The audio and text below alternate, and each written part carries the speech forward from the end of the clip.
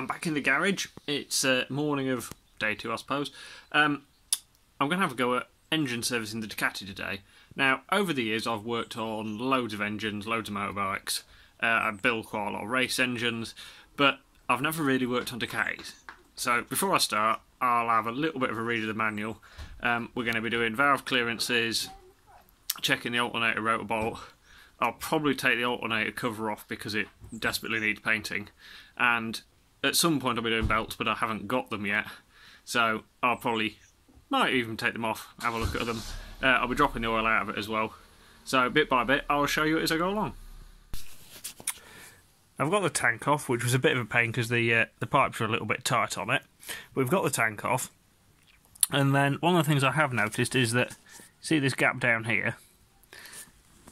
Not the same down there, that one's right. This one's been put on wrong at some point.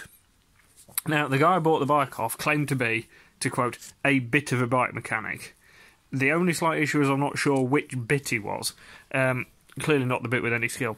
So, I've got to take the airbox off anyway and the throttle bodies to get access to the valve covers, because you do the clearances through that little hole there, which I'm sure will be great fun. So, I'll carry on stripping it down and keep you posted. As you can see, I've got the airbox off. Then I had a little bit of a peer down here, and down that hole is something very unpleasant. I'm not actually entirely sure what it is yet, so I'm going to try and fish it out. Yeah, I'm pleased I found that. So I've just fished this rubber grommet out of it was wedged down the inlet track. Again, it beggars belief. How does that happen and nobody noticed? Well, I'm pleased we found it because that saved a disaster. Right, I've got the battery tray and everything off. I've got the belt covers off. I mean, the belts look okay, but I will be ordering some more and changing them because they're supposed to be done every 2 years and these haven't been done for at least 5. So they're getting done irrelevant. The next thing I'm going to do is move around the other side of the bike. Now, you'll see the paint on here is bloody awful. So, I'm probably going to take the whole cover off and get it blasted and painted. One of my fuel line clips, I don't want to lose that. Get it blasted and painted. I might even get it powder coated, possibly. But that will depend on timescale, I think. But for now, I've just got to take off the timing cover, line my timing marks up, and I can use that to then do the valve clearances. So I can turn the crank, I've had to make this little adapter. It's just an M8 bolt with a spacer and a nut. And we're going to wind that into there. Decent amount of threads in. Then tighten the lock nut up so that it works both ways, and I'm already turning the engine with that, so I need both hands free. And then what we're going to do is line the timing marks up in this little window, and that will give me top dead centre on the front cylinder, back cylinder, one of the cylinders. I'll double check, and then I can do the clearances on that cylinder. You can see me timing marks lined up in there. That's rear cylinder at top dead centre. I've got my valve cover off, and you can see in there that I should now be able to get in and check all my clearances. And that's in like valves, and then I'll take the back valve cover off and do those.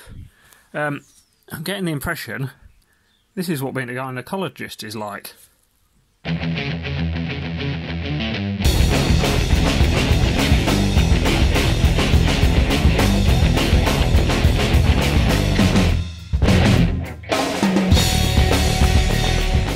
Right, a couple of hours since we got into valve clearances. They are fiddly. The Haynes manual I've got says closing valve clearances can be awkward. They are not wrong. And I was a little bit paranoid, so I've measured everything, been through and measured everything twice. But luckily, all the clearances are actually in spec. A couple of them are on the limit, but they're in, so I'm not going to worry about it too much. The only issue is I was given some gaskets for the rocker covers with the bike, but I was given 4 of the same type, and there's actually meant to be 2 different ones. So I've got to order some rocker cover gaskets, but I need to order some cam belts anyway. all fun of the fair. At least there's nothing too disastrous so far. I've decided that I'm not going to paint the side covers that are a bit grotty. And when I say a bit grotty, we mean bloody horrible.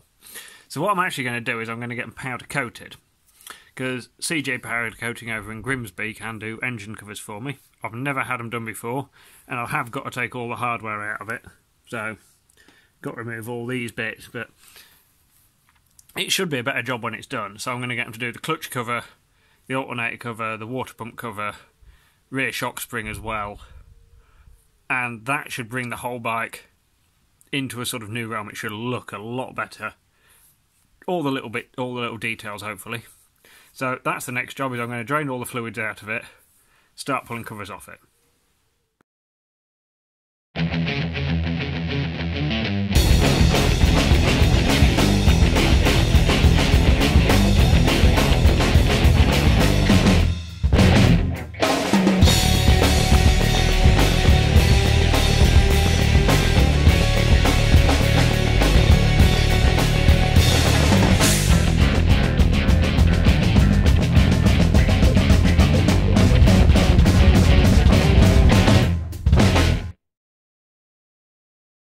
With the oil drained out of it, it's a relief to find that the sump plug's not got horrible spiky bits of metal on it, and also that the strainer in the oil system hasn't got metal in it, because if the rocker covers or the main bearings or anything are failing, that's where you'll find the evidence.